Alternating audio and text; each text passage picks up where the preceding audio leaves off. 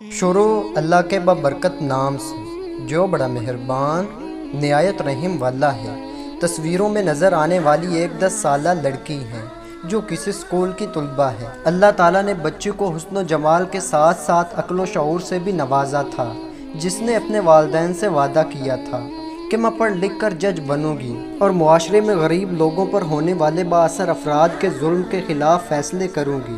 معلومات کے مطابق تصویروں میں ایک وڈیرے کی تصویر ہے جو شکل سے ہی بد کردار، بد معاش اور گنڈا لگتا ہے۔ اس ظالم نے اپنے آدمیوں کو مطلوبہ لڑکی کے گھر بھیجا اور لڑکی کے والدین سے لڑکی کا رشتہ مانگا۔ لڑکی چھوٹی ہونے کی وجہ سے لڑکے کے والدین نے انکار کر دیا تو اس ظالم سردار نے اپنے آدمیوں کو حکم دیا کہ اس لڑکی کو کسی بھی طرح بدنام کر کے میرے سامنے پیش کیا جائے۔ لڑکی کو اسکول سے واپسی پر ان درندوں نے اٹھا کر اس کے ساتھ زبردستی اجتماعی زیادتی کی اور پھر لڑکی کو بے ہوشی کی حالت میں اس کے گھر لا کر چھوڑ دیا۔ درندوں نے لڑکی کے والدین سے کہا جب یہ ہوش میں آ جائے تو سارا معاملہ اس سے خود پوچھ لینا۔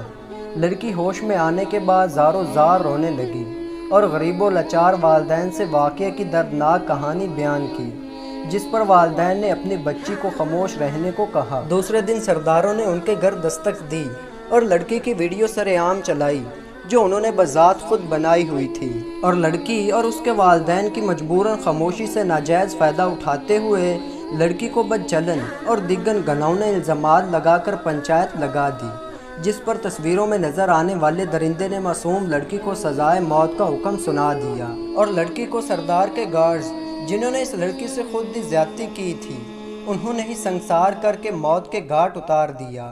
کیا یہاں کوئی قانون نہیں ہے اور نہ ہی کوئی مدینہ کی ریاست کا کوئی عالم اور مفتی بھول بیٹھے کہ کہاں لکھا ہے قرآن کریم میں ایک نابالغ بچی کو سنسار کرنا؟ تمام دوستوں سے میری گزارش ہے کہ معصوم بچی تو جج بننے کا ارمان اپنی آنکھوں میں سجائے اس دنیا سے رخصت ہو گئی ہے۔ کیا ہم سوشل میڈیا پر بیٹھے جج اور عدالتوں میں بیٹھے معزز جج صاحبان جن کی ایک دن کی تنخواہ 1,00,000 روپیہ ہے، ہم سب کو مل کر ان سے اس بچی کو اور اس کے والدین کو انصاف دلانا چاہیے۔ اللہ تعالیٰ میرے تمام بہن بھائیوں کی حفاظت فرمائے، آمین یا رب العالمین۔